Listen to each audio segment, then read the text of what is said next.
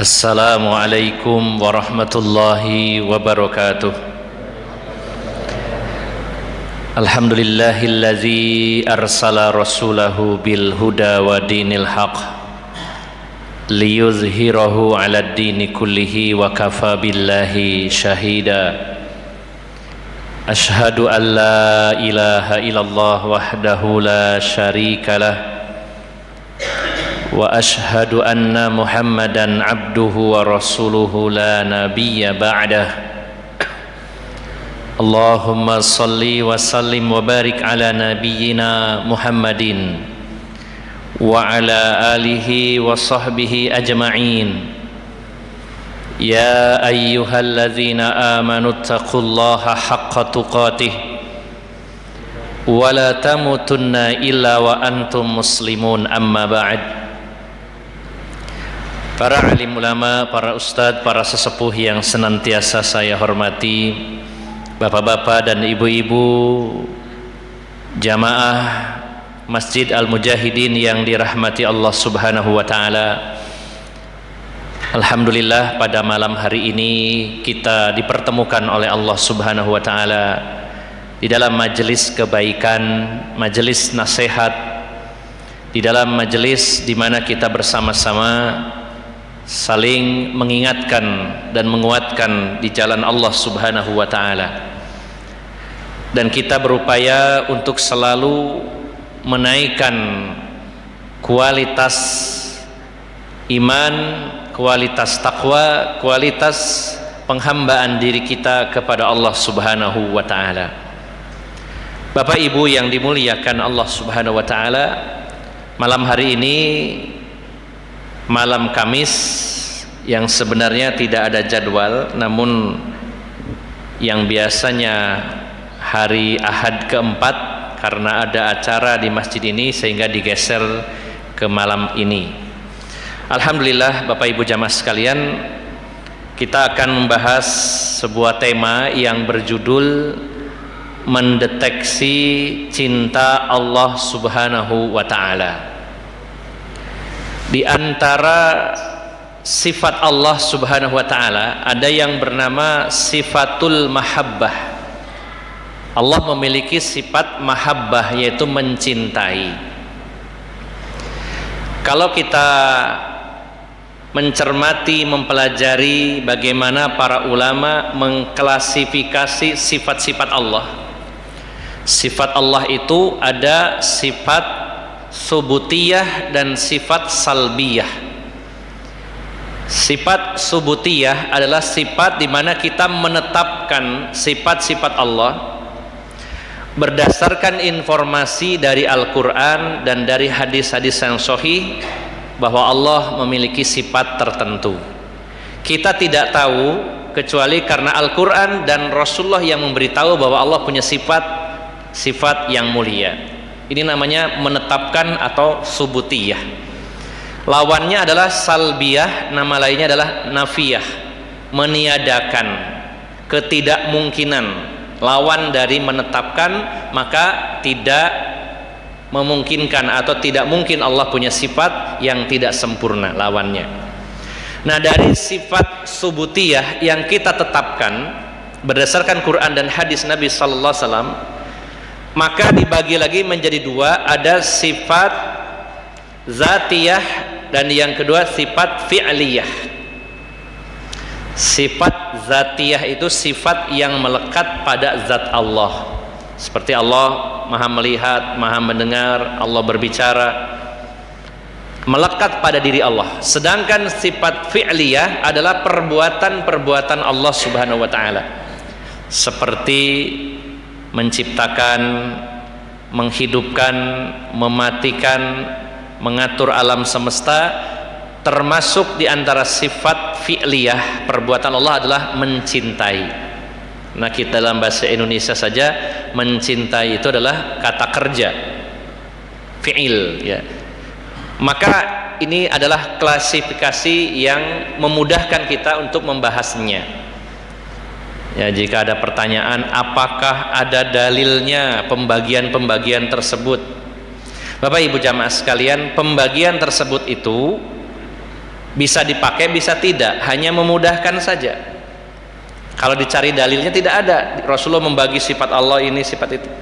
Sama dengan ketika kita mempelajari tentang fikih, di sana ada al-ahkam at-taklifiyah al-khamsah, 5 hukum taklif, yaitu ada wajib, sunnah, mubah, makruh, haram. Kalau dicari dalilnya ada nggak Rasulullah mengatakan ini pembagiannya wajib, sunnah, kemudian mubah, kemudian makruh dan haram? Tidak ada. Ini hanya memudahkan saja.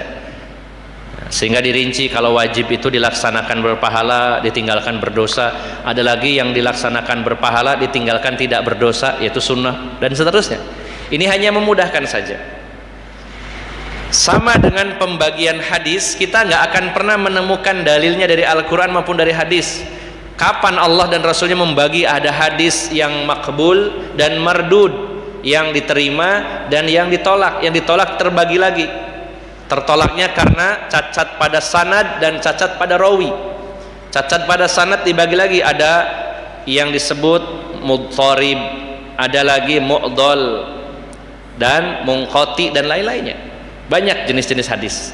Ada hadis mursal, kemudian ada hadis sahih, ada sahih li ghairihi, ada hadis hasan, hasan li ghairihi, hadis dhaif dan sebagainya. Kalau kita cari dalilnya tidak ada. Ini hanya untuk memudahkan kita belajar. Nah, sama dengan tadi, sifat Allah ada yang melekat pada diri Allah, ada yang merupakan perbuatan Allah, sifatul fi'liyah, sifat yang menunjukkan perbuatan Allah. Salah satunya adalah sifatul mahabbah. Allah itu mempunyai sifat mencintai makhluknya. Ini yang pertama, Bapak Ibu. Kemudian yang kedua, di dalam Al-Quran maupun dalam hadis-hadis Nabi ada penjelasan tentang perbuatan-perbuatan yang jika kita lakukan itu akan menghadirkan, memunculkan kecintaan Allah kepada yang melakukannya. Artinya kalau kita ingin mendapatkan cintanya Allah, maka kita pun diberitahu oleh Allah melalui Al-Quran atau dalam hadis-hadis Nabi apa yang harus kita lakukan supaya Allah mencintai kita. Di antaranya dalam surah Al-Baqarah ayat 185 ya. Ayat 195 Allah berfirman, wa ahsinu innallaha yuhibbul muhsinin, dan berbuat baiklah kalian karena Allah mencintai orang-orang yang berbuat baik. Kalau kita mengkaji kitab Syarhul Aqidatil Wasitiyah, kitab Syarah Al-Aqidah Al-Wasitiyah, yang kurang lebihnya 80% didominasi pembahasan tentang sifat-sifat Allah. Ketika kita membahas sifat mahabbah, Allah itu mencintai, lalu membahas tentang Allah mencintai orang-orang yang baik, maka dijabarkan secara rinci baik itu seperti apa. Baik itu adalah baik kepada Allah, baik kepada Rasulullah, baik kepada kaum muslimin, dan itu juga ada rincian-rinciannya. Maka siapa yang berbuat baik, melakukan ihsan, pelakunya disebut muhsin, jamaknya muhsinun atau muhsinin, maka Allah mencintainya. Karena Allah sendiri yang memberitahu itu, innallaha yuhibbul muhsinin. Kemudian contoh lainnya dalam surat Al-Hujurat ayat 9. Al-Hujurat ayat 9. Allah berfirman, wa aqsitu innallaha yuhibbul muqsitin. Dan berlaku adillah kalian karena Allah mencintai orang-orang yang berbuat adil. Dapat dua, okay? Kalau ingin dicintai Allah, berbuat baik, berbuat adil. Kemudian dalam surat At-Taubah ayat 7 Allah berfirman, innallaha yuhibbul muttaqin. Sesungguhnya Allah mencintai orang-orang yang bertakwa, berbuat baik, adil, bertakwa. Contoh lagi yang keempat, surat Al-Baqarah ayat 222. Innallaha yuhibbut tawwabina wa yuhibbul mutatahhirin. Sesungguhnya Allah mencintai orang-orang yang bertaubat dan orang-orang yang mensucikan dirinya. Kemudian juga dalam ayat lain surat Al-Maidah ayat 54. Ya ayyuhalladzina amanu man yartadda minkum an dinihi fasawfa ya'tillahu biqaumin yuhibbunahum wa yuhibbunah. Hai orang-orang yang beriman, siapa di antara kalian yang murtad dari agamanya, dari Islam, keluar dari Islam, maka Allah akan mengganti, akan mendatangkan satu kaum sebagai penggantinya, yang mana kaum itu Allah mencintai mereka, mereka pun mencintai Allah. Kemudian contoh lain dalam surat As-Saff ayat 4. Innallaha yuhibbul ladzina yuqatiluna fi sabilihi saffa ka'annahum bunyanum marsus. Sesungguhnya Allah mencintai orang-orang yang berjuang, berjihad di jalannya dalam keadaan berbaris-baris seperti bangunan yang tersusun rapih. Maka banyak informasi penting dalam Al-Quran maupun dalam hadis, perbuatan apa yang bisa mengundang cintanya Allah Subhanahu wa ta'ala. Dan pada malam hari ini kita tidak membahas poin pertama tentang detailnya sifat Allah tadi, kemudian yang kedua tidak membahas tentang perbuatan-perbuatan apa saja yang mengundang cinta Allah. Nah, poin ketiga ini akan kita bahas Bapak Ibu jamaah sekalian. Kalau kita melakukan perbuatan-perbuatan yang dicintai oleh Allah, maka kita positive thinking, berbaik sangka kepada Allah, Allah akan mencintai kita. Namun karena di dunia ini kita tidak bisa langsung bertemu dan melihat Allah lalu menanyakan, ya Allah, apakah engkau mencintai aku? Kalau kita sesama manusia dan masih hidup bertemu, bisa ditanyakan, walaupun jawaban itu belum tentu menunjukkan yang sebenarnya. Oh, aku cinta kamu, ya harus dilihat dulu bukti-buktinya. Kalau ada orang mengatakan, saya mencintai panjenengan karena Allah, ya, siapapun bisa mengucapkan kata cinta, tapi biasanya akan teruji dengan adanya perbuatan-perbuatan. Nah, bagaimana caranya kita mendeteksi seseorang atau diri kita sendiri apakah mendapatkan cintanya Allah atau tidak?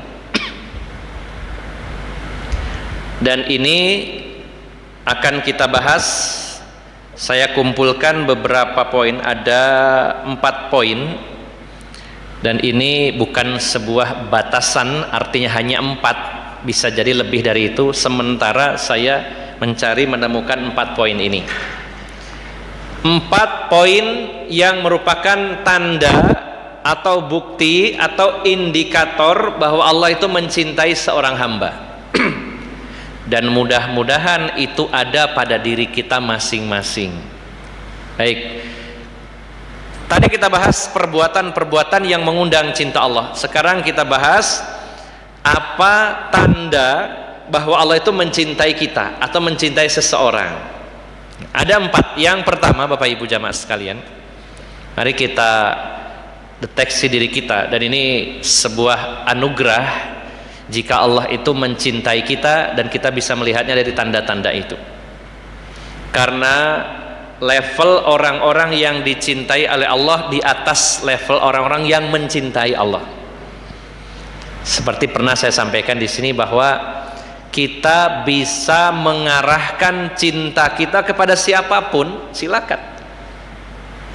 Panjenengan dan saya bisa silakan mencintai siapapun, tapi apakah yang dicintai itu juga mencintai kita? Belum tentu.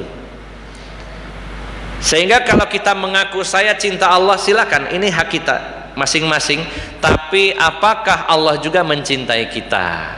Maka orang yang dicintai Allah levelnya sangat tinggi. Pernah saya contohkan ketika kita mengatakan saya mencintai Pak Bupati, itu terserah kita mau mencintai mau tidak. Tapi kalau kita dicintai oleh Pak Bupati, maka itu saja kita senangnya luar biasa. Belum tentu yang hadir di sini nun sewu ya, ada yang dicintai Pak Bupati sekarang. Pak Bupati kenal baik dengan jenengan, sering ngopi bareng, sampean ku tak cuintai Pak, wis pokoknya sampean ngurus opo-opo ya, ku tak kei surat sakti sampean duduno, nek sampean koncoku sing tak sayangi. Bayangkan Pak, baru bupati ya. Bagaimana kalau dicintai gubernur? Gubernurnya wanita ya. Cinta dalam arti secara umum. Maka bagaimana seorang hamba yang dicintai sang pencipta alam semesta ini, yang menentukan segalanya, yang maha berkuasa, Tuhan di langit dan di bumi dan di antara keduanya, Tuhan di dunia dan di akhirat, Allah Subhanahu wa taala. Alangkah bahagianya kalau kita termasuk orang yang dicintai oleh sang pencipta, yaitu Allah Subhanahu wa taala. Beres semua urusan. Nah sekarang karena kita tidak bisa langsung bertanya, ya Allah apakah panjenengan itu mencintai saya, kita tidak tahu. Maka bisa kita lihat dari tanda-tanda yang ada. Nah, dan tanda-tanda itu adalah perkara yang gaib bagi kita, kecuali Allah dan Rasulnya memberitahu. Jadi kita tahu. Kita tidak bisa menduga-duga, paling Allah itu cinta sama saya. Cirinya apa tandanya? Koyo aneh ya. Tidak bisa dikira-kira, tapi berdasarkan informasi yang valid dari Al-Quran maupun dari hadis-hadis Nabi Sallallahu Alaihi Wasallam. Baik, di antara tanda bahwa kita atau seseorang itu dicintai oleh Allah, yang pertama, kita ingat-ingat, mudah-mudahan kita termasuk di dalamnya.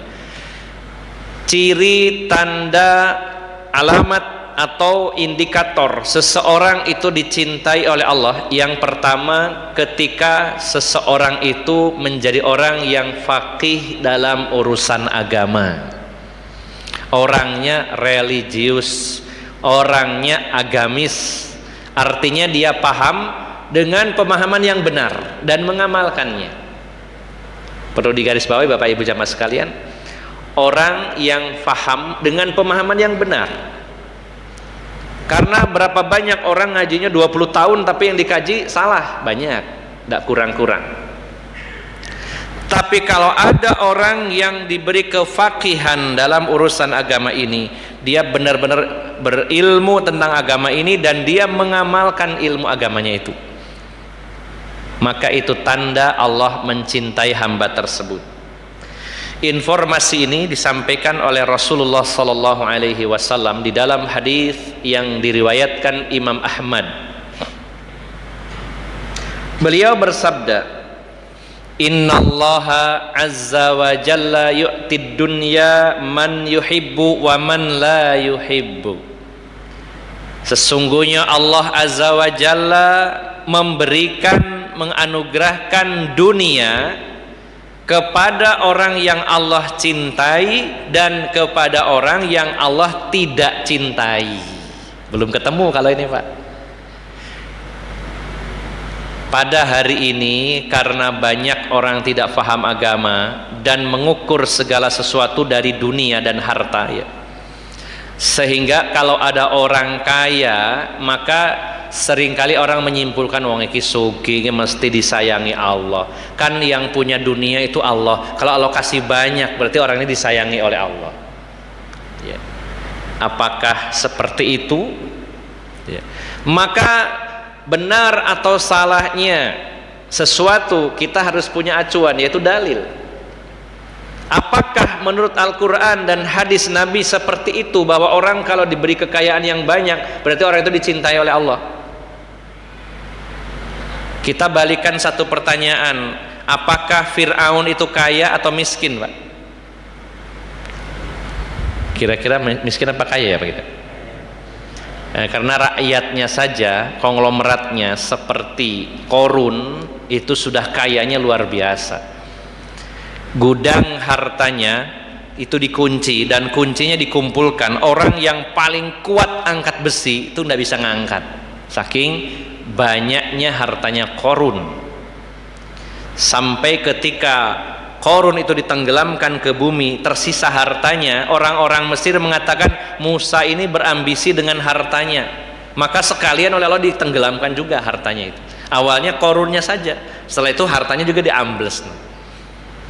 Jadi kalau saya dan panjenengan mau nyari harta Korun, ya ke Mesir sana, Pak. Kalau yang di sini di Trawulan gali-gali nemu koin emas, itu bukan hartanya Korun. Mungkin hartanya Gajah Mada atau harta Hayam Wuruk, hartanya Tribuana Tunggadewi. Ilingnya soalnya nama jalan. Jalan Gajah Mada, jalan Hayam Wuruk gitu.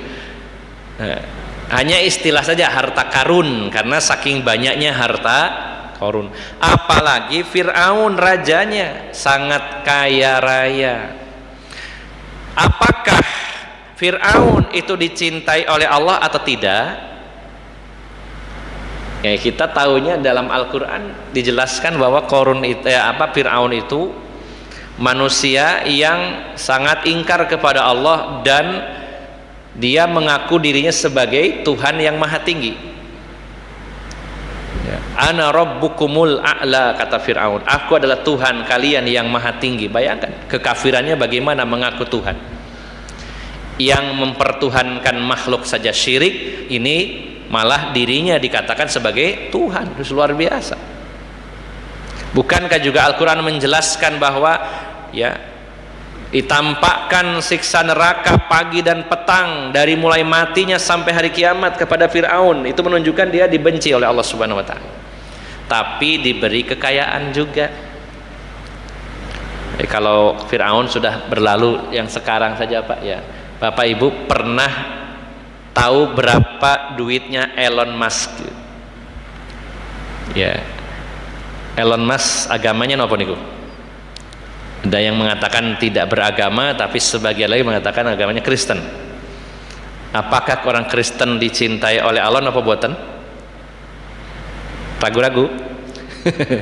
Buatan ke? Menurut ajaran kita tidak disukai. Tidak dicintai oleh Allah Subhanahu wa Ta'ala. Tapi per tahun 2025 hartanya sampai 4.000 triliun rupiah. Sudah menyamai APBN negara satu orang. Kayaknya luar biasa.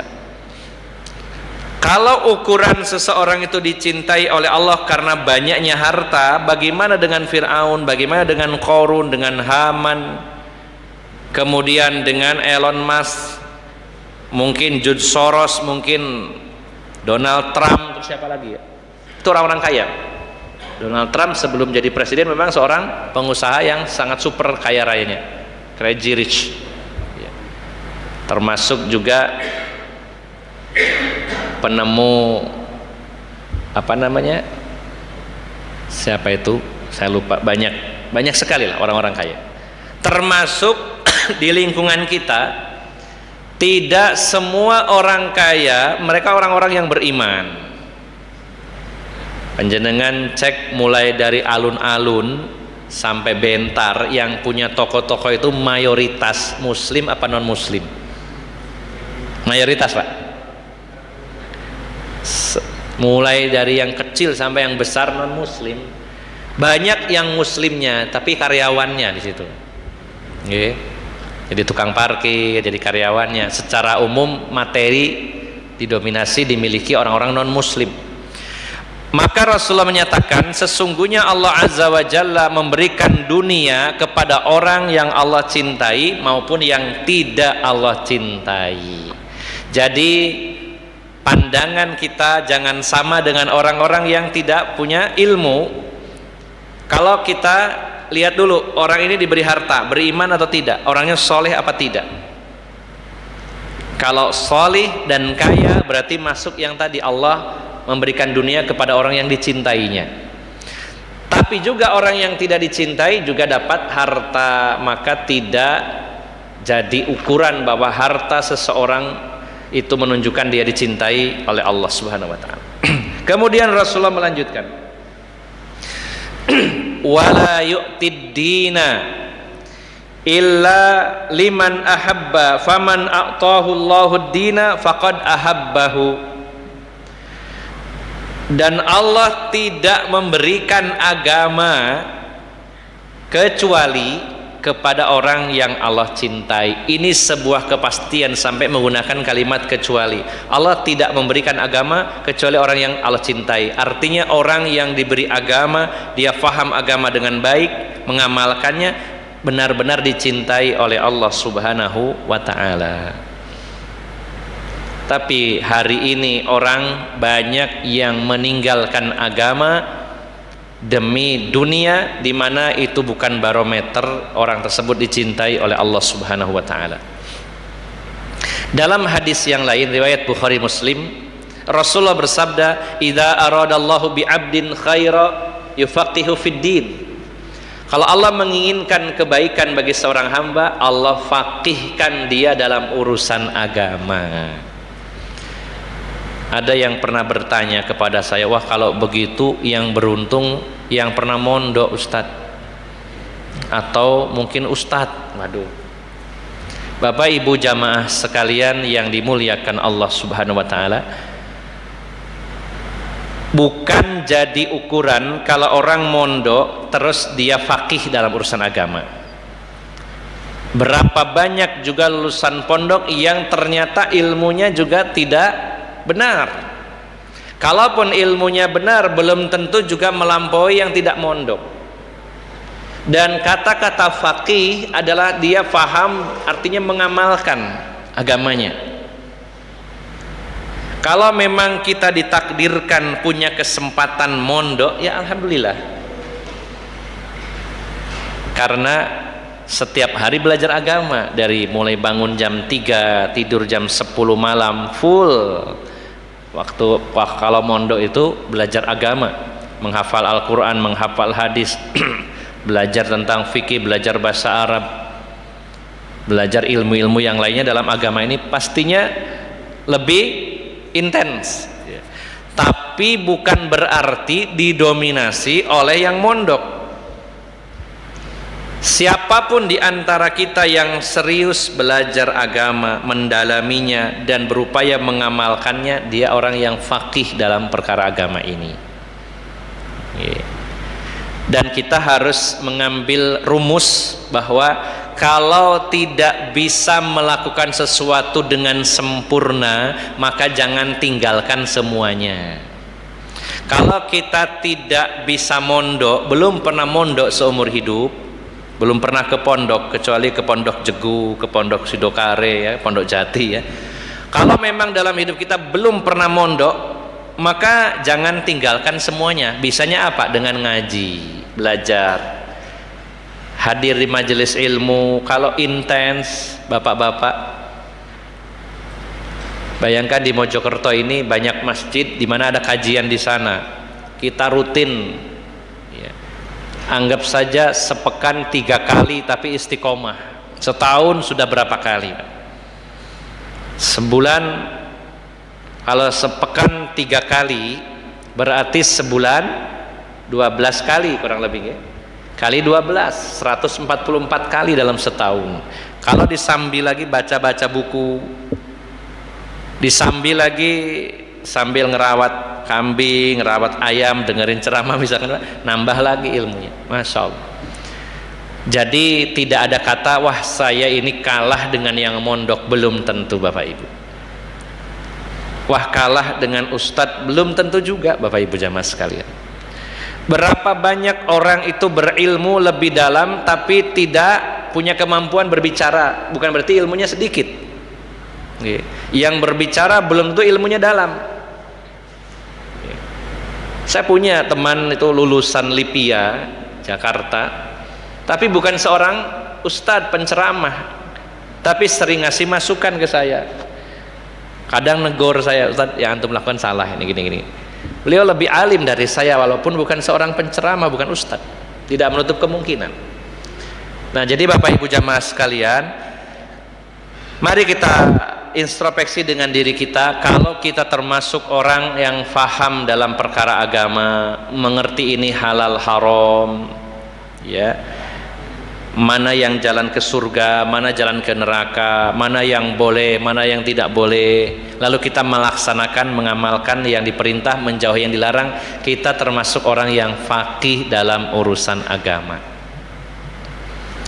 Maka kalau ada orang yang faqih, Allah muliakan di dunia dan di akhirat karena Allah mencintai orang tersebut. Abu Hurairah itu kaya atau miskin, Bapak Ibu? Beliau termasuk salah satu ahlus suffah, tidak punya rumah, tidak punya keluarga, tinggal di serambi Masjid Nabawi. Dan beliau orang yang masuk Islam sekitar 4 tahun sebelum wafatnya Rasulullah, walaupun beliau mengakuinya 3 tahun karena menganggap tahun pertama kurang maksimal, tapi totalnya 4 tahun. Kebersamaan dengan Rasulullah SAW hanya 4 tahun. Beliau mengatakannya 3 tahun. Dan beliau adalah sahabat Nabi, menempati ranking pertama yang terbanyak meriwayatkan hadis-hadis Nabi SAW.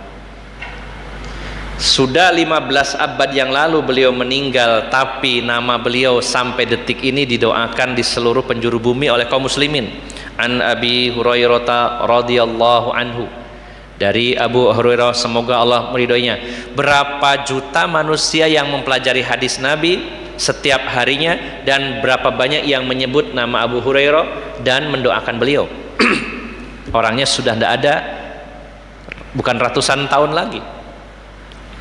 Padahal beliau seorang yang sangat fakir, miskin sekali, ahlus sufah, tidak punya harta. Tapi semangat beliau belajar agama di akhir-akhir kehidupan Rasulullah luar biasa. Pernah suatu hari Rasulullah SAW membagi-bagikan ghanimah kepada kaum fakir, kepada du'afa. Ya. Biasanya kalau yang dibagi-bagi itu harta fai, ya, bukan ghanimah. Ghanimah biasanya dibagikan kepada pasukan yang ikut bertempur. Kalau terjadi kontak senjata, musuh kalah, ada rampasan perang namanya ghanimah. Tapi kalau tidak terjadi kontak senjata, musuh menyerah, maka ada hartanya harta fai. Dan itu 100% diserahkan kepada Allah dan Rasulnya. Rasul yang mengelolanya, mau diarahkan kemana? Diserahkan kepada Rasulullah 100%. Biasanya Rasulullah SAW gunakan beliau untuk nafkah keluarga beliau, kemudian untuk membeli persenjataan, perlengkapan perang, kemudian juga dibagikan kepada kaum muslimin. Maka saat kaum muslimin yang fakir-fakir ini antri menerima pembagian harta rampasan perang itu, Rasulullah melihat Abu Hurairah dari kejauhan, menjauh, melihatnya dari kejauhan, padahal beliau miskin. Sampai dipanggil berkali-kali Rasulullah, ya Aba Hurairah, ta'al. Dipanggil mendekat. Kata Rasulullah, is'al ma syi'ta, mintalah apa yang kamu inginkan, apa saja. Ini ada banyak harta, mau berupa emas perak, uang dinar dirham, mau berupa pakaian perang, mau berupa kuda, senjata, budak dan sebagainya. Is'al ma syi'ta. Maka Abu Hurairah apa jawabannya? La ya Rasulullah, tidak, saya tidak mau Rasulullah. Is'al ma syi'ta, kamu minta, terserah apa saja. Lalu beliau mendekat kepada Rasulullah, beliau mengatakan, ya Rasulullah, uridu an tu'allimani mimma 'allamakallah. Saya hanya ingin engkau mengajari saya dengan sesuatu yang Allah ajarkan kepadamu, itu saja. Saya nggak ingin harta. Saya hanya ingin engkau mengajari saya dengan apa yang Allah ajarkan kepada engkau, wahai Rasulullah. Dan ketika sakratul maut di akhir hayatnya Abu Hurairah, beliau menangis cukup lama. Beliau menangis sangat lama, terisak-isak menangis sebelum wafatnya, dan beliau mengatakan betapa panjangnya perjalanan yang akan saya lalui, namun betapa sedikitnya bekal yang telah saya kumpulkan. Beliau menangis, merasa perjalanan itu panjang setelah ini, tapi bekal saya masih sangat sedikit. Beliau menangis. Sahabat yang paling banyak meriwayatkan hadis Nabi SAW. Maka inilah bukti dan tanda yang pertama, seseorang itu ketika dicintai oleh Allah, Allah jadikan orang ini faham dalam urusan agama. Dan hari ini orang yang faham tidak banyak, mayoritas tidak faham. Nah, tinggal pilih mau jadi yang kebanyakan orang atau yang spesial, yaitu orang yang faham dalam urusan agama. Ini yang pertama. Yang kedua, Bapak Ibu jamaah sekalian, tanda Allah itu mencintai seseorang, ini pernah kita bahas juga, yaitu seseorang mendapatkan madunya kehidupan. Masih ingat Pak, madunya kehidupan itu apa? Ini sering saya bahas, mungkin ustadz lain juga bahas ya. Rasulullah menyatakan, idza aradallahu bi'abdin khaira asalahu. Dalam hadis lain, idza aradallahu bi'abdin khaira ista'malahu ya. Jika Allah menginginkan kebaikan pada seorang hamba, kalau Allah menginginkan kebaikan berarti Allah sayang, Allah cinta kepada orang tersebut. Kalau Allah menginginkan kebaikan bagi seorang hamba, Allah akan berikan madu kehidupan baginya. Dalam hadis yang lain, ista'malahu, Allah akan mempekerjakannya. Para sahabat bertanya, wa ma asaluhu ya Rasulullah, yang dimaksud madu kehidupan itu apa? Atau dalam hadis yang lain, wa ma ista'malahu, maksudnya dipekerjakan oleh Allah itu seperti apa?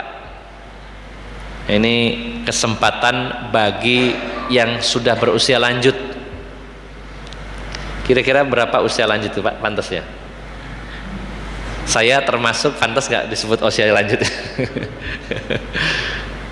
Ya kalau udah usia 40 ke atas saya anggap sudah usia lanjut lah gitu ya. Apalagi yang lebih dari 60. Ya ancar-ancarnya kalau sudah 40 Bapak Ibu sekalian, nah itu sudah ibaratnya puncak gunung itu sudah mulai turun ya, puncaknya umur kedewasaan 40 tahun. Siapa yang sudah 40 tahun ini jadi barometer orang ini serius terhadap akhirat atau tidak, kelihatan di umur 40 ke atas. Kalau orang yang serius mencari surga, mencari ridhonya Allah di usia 40 ke atas itu semakin bagus agamanya, semakin taat kepada Allah, semakin banyak ibadahnya, dan semakin berkurang dosa dan maksiatnya.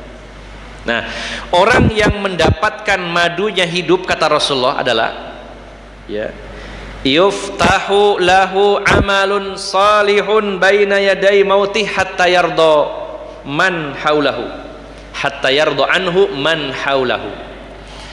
Ciri orang itu mendapat cintanya Allah di usia lanjutnya adalah diberikan kesempatan beramal soleh sebanyak-banyaknya oleh Allah ya, sebelum kematiannya, sehingga orang-orang di sekitarnya ridho kepadanya. Maksudnya itu saking baiknya orang ini, ketika dia meninggal orang itu ridho, bukan ridho senang dengan kematiannya, bukan. Maksudnya nggak ada masalah, orang sudah lega, orang ini baik, saya nggak ada masalah dengan dia, orangnya baik. Nah, maka orang yang mendapat cintanya Allah, tandanya itu semakin hari semakin tua, 40 lebih ke atas, semakin banyak amal solehnya, bukan semakin banyak ngawurnya. Ya Allah, kalau lihat konten-konten yang ada di sosial media ini, kadang orang nggak ngereken umur ya, tua-tua keladi, semakin tua semakin dadi, semakin menjadi-jadi. Sudah umur 50, 55, 60 masih joget-joget ya. Sudah umur 50, 55 masih saja nonton dan mendengarkan joget sound horeg. Ya Ya Allah, itu banyak Pak pada hari ini, laki-laki maupun perempuan, emak-emak itu ya, yang umur udah 55, 60 masih saja ngonten, dan kontennya tidak bener. Eman kayak ini. Banyak yang ya ingin terkenal, banyak ingin dapat cuan, tapi tidak ingat bahwa itu adalah dosa jariah. Bukan hanya ada amal jariah, tapi dosa jariah. Kenapa disebut jariah? Karena ketika orangnya sudah meninggal, videonya masih ada ditonton orang, dosanya masih terus, kan eman Pak. Ya Allah. Di satu sisi sosial media membantu dakwah, tapi kalau tidak bisa untuk kebaikan, mending tidak usah punya. Menghabiskan waktu, menghabiskan kuota. Nah, bahayanya lagi apa? Meninggalkan dosa. Secukupnya saja yang diperlukan. Bikin status yang penting-penting saja, mengajak kepada perkara yang bermanfaat untuk agama, untuk akhirat, atau untuk dunia. Nggak apa-apa kalau ngajak yang bermanfaat untuk dunia maupun akhirat. Dikurangi ya, status di WA, status di Facebook, di IG, di TikTok gitu ya. Kalau tidak diperlukan, tinggalkan, lebih baik, lebih aman. Fokus memperbanyak ibadah. Nah, Bapak Ibu jamaah sekalian, ciri yang kedua, orang itu mendapat cintanya Allah di masa tuanya, dia semakin solih, semakin banyak perbuatan-perbuatan baiknya, okay? Dan itu masih terbuka lebar Bapak Ibu jamaah sekalian, okay? Kemudian yang ketiga, nah ini agak mulai terkesan kontradiksi, tapi sebenarnya tidak. Mungkin yang pertama, oh orang ini diberi kefakihan, jelas Allah cinta. Orang ini diberi kesempatan beramal soleh, itu cinta. Nah yang ketiga, ciri orang yang dicintai oleh Allah adalah orang itu ketika dia di masa lalu berbuat dosa dan maksiat, Allah segerakan balasannya di dunia ini. Itu cirinya orang itu dicintai oleh Allah. Nah, di mana Rasulullah menyatakan, beliau bersabda, idza aradallahu bi 'abdil khaira ajjala lahul 'uqubata ya fid dunya wa idza aradallahu bi 'abdihi syarra amsaka anhu bi dzambihi hatta yuwafiya bihi yaumal qiyamah. Jika Allah mencintai seorang hamba dan Allah menginginkan kebaikan kepadanya, Allah akan segerakan akibat dari perbuatan-perbuatan dosanya di dunia ini. Dan jika Allah menginginkan keburukan kepada seorang hamba, Allah tunda balasannya di akhirat. Jadi Bapak Ibu jamaah sekalian, kalau kita ingat-ingat, monggo kita sama-sama merenung, dosa di masa lalu banyak sekali. Memang sudah tobat, ya. Seandainya orang lain tahu dosa-dosa kita, kita malu sekali banyak. Cuman banyak ditutup oleh Allah Subhanahu wa taala di dunia ini. Maka umur kita sekarang ada yang 45, 50, 55, 60, 65. Kita kilas balik selama 65 tahun itu dosa apa saja yang pernah kita lakukan di masa lalu. Mungkin pernah berbuat syirik, pernah mempercayai aki punya kekuatan, punya keris, suka main dukun ya, main perempuan, kemudian mabuk, pernah berjudi, pernah menzolimi orang lain. Banyak dosa kita lakukan di masa lalu. Nah, apakah ketika kita taubat lantas tidak ada akibat sama sekali? Belum tentu Bapak Ibu. Dalam surat Asy-Syura ayat 30, Allah berfirman, wa ma asabakum mim musibatin fabima kasabat aydikum wa ya'fu an katsir. Dan apa saja musibah yang menimpa kamu itu karena perbuatan tanganmu. Maksudnya tangan ini Pak bukan berarti aku loh tanganku gak tahu dosa, sing dosa lisanku. Ya ini kan istilah perbuatan tangan itu maksudnya ya secara total ya. Kan sering juga dalam bahasa Indonesia kita menggunakan akibat ulah tangan manusia, padahal yang berbuat kakinya misalkan, tetap disebutnya tangan. Itu hanya istilah saja. Dan musibah apa saja yang menimpa kamu itu karena perbuatan kamu di masa lalu, dan Allah memaafkan sebagian besarnya. Bagaimana ini penjelasannya? Bahwa ketika seseorang berbuat salah, berbuat dosa, walaupun sudah bertaubat, maka dampak buruk akibat perbuatan dosanya itu bisa jadi disegerakan di dunia ini, dan selebihnya yang lebih banyak Allah maafkan. Jadi Bapak Ibu jamaah sekalian, kalau kita ya tempatnya salah dan dosa, kemudian dapat musibah-musibah pada hari ini, apa saja, berupa sakit, kehilangan orang yang kita cintai, ya, mengalami hal-hal yang tidak mengenakkan, kita yang pertama kali kita ingat adalah dosa apa yang pernah kita lakukan. Barangkali ada dosa yang belum kita taubat. Kalau Allah segerakan di dunia, ini ringan, Pak. Akibat perbuatan dosa di dunia paling mentok musibah nopo mawon, Pak, kira-kira musibah yang kita anggap musibah itu apa, Pak? Sakit, nggih.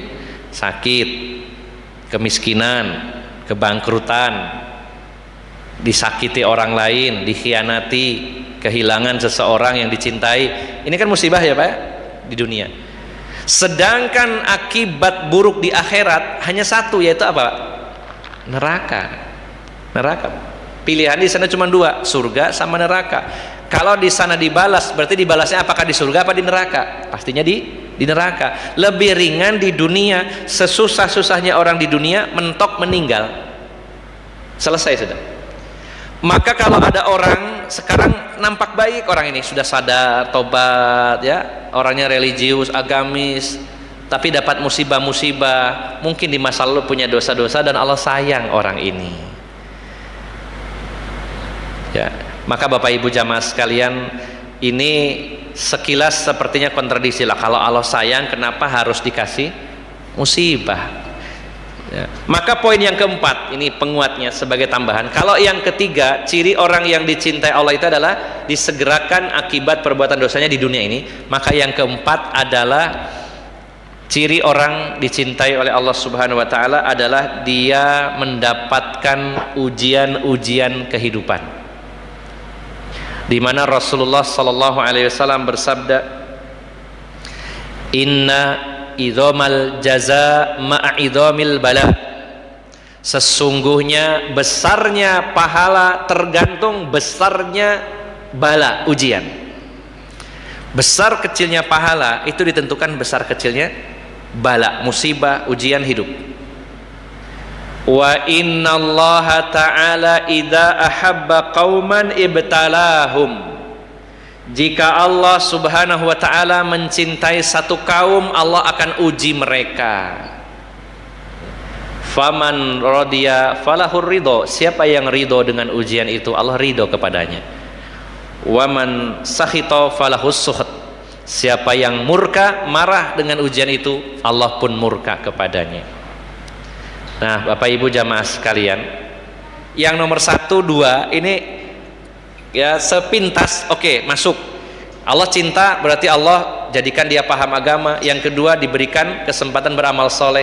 Kalau yang ketiga, dibalas, disegerakan balasannya di dunia, ya agak menyakitkan tapi mending ya, karena daripada di akhirat. Nah, yang keempat, logis atau tidak, Pak? Katanya Allah cinta, tapi kok diuji dengan musibah-musibah? Mbak, ini butuh perenungan, Pak. Saya minta waktu sedikit. Kalau yang 1, 2, oke, Allah cinta, cirinya orang ini paham agama, kemudian dapat manisnya kehidupan. Yang ketiga, disegerakan siksanya di dunia atau hukuman di dunia supaya di sana tidak dapat siksa. Oke, masuk. Tapi bagaimana ya kita berpikir orang katanya dicintai Allah tapi dikasih musibah-musibah, ujian-ujian? Apakah logis atau tidak, Pak, seperti itu?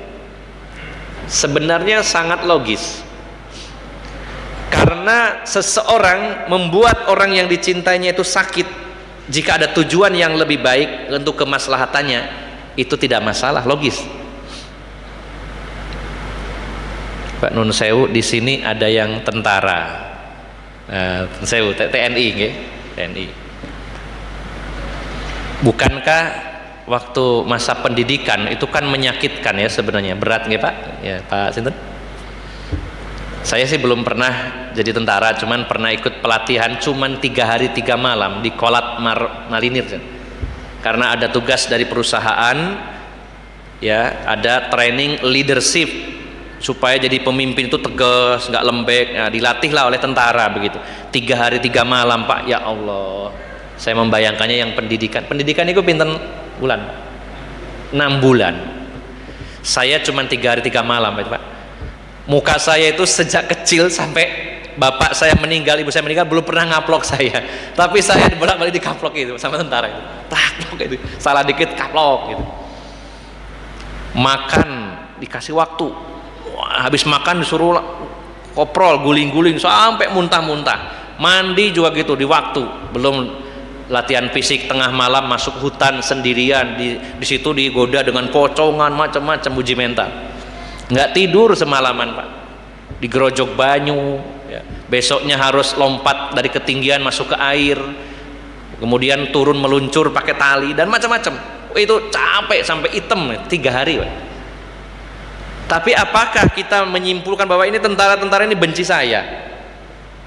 Enggak, wong kita malah bayar. Mereka melatih dengan hal yang tidak mengenakan, capek, ngantuk, berat. Tujuannya baik, supaya kita lahir menjadi orang yang berbeda, yang lebih baik lagi.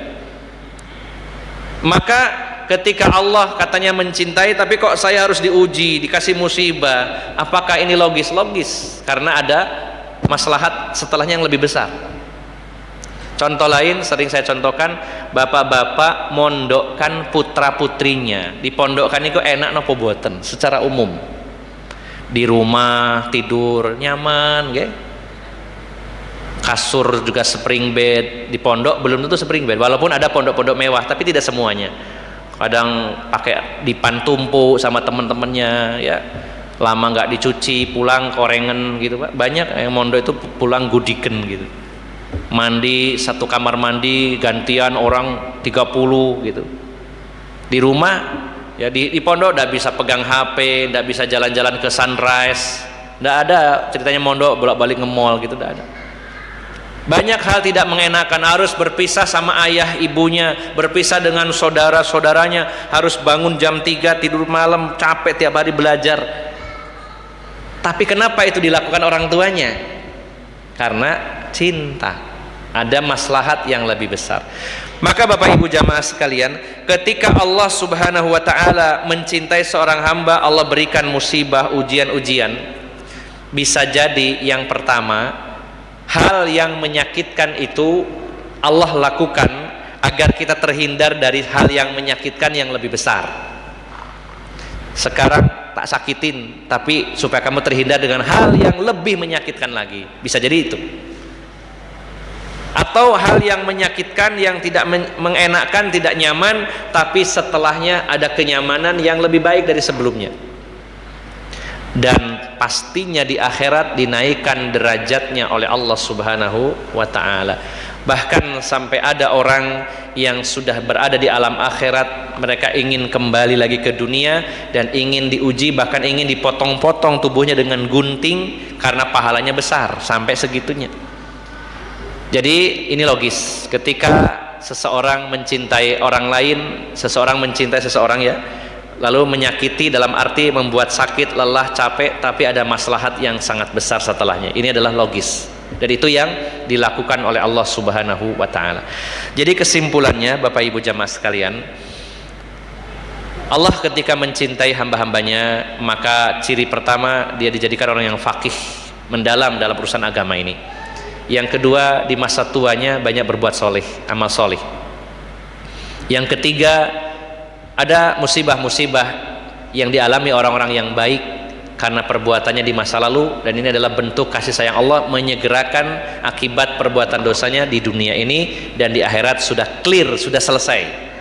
Dan yang terakhir, bukti cintanya Allah ketika orang itu dapat musibah. Maka jangan cepat menyimpulkan kalau kita dapat musibah berarti Allah benci sama kita. Bisa jadi itu adalah kecintaan Allah kepada kita. Maka lihatlah tanda-tanda yang lain, bukan hanya satu-satunya. Ketika kita dapat musibah, kita sulit menyimpulkan ini cinta atau Allah menghukum saya, maka kita lihat dari sisi-sisi yang lain. Kalau kita sudah menjadi orang yang taat, beriman kepada Allah, bertaubat dari segala dosa, kok masih banyak musibah, itu Allah cinta kepada kita semuanya. Oke, demikian Bapak Ibu jamaah sekalian, karena sudah lewat waktu Isya, saya cukupkan sampai di sini. Semoga bermanfaat. Mohon maaf atas segala kekurangan. Aqulu qauli hadza wa astaghfirullah li wa lakum wa akhiru da'wana anil hamdulillahi rabbil alamin. Subhanakallahumma wa bihamdika asyhadu an la ilaha illa anta astaghfiruka wa atubu ilaik. Wassalamualaikum warahmatullahi wabarakatuh.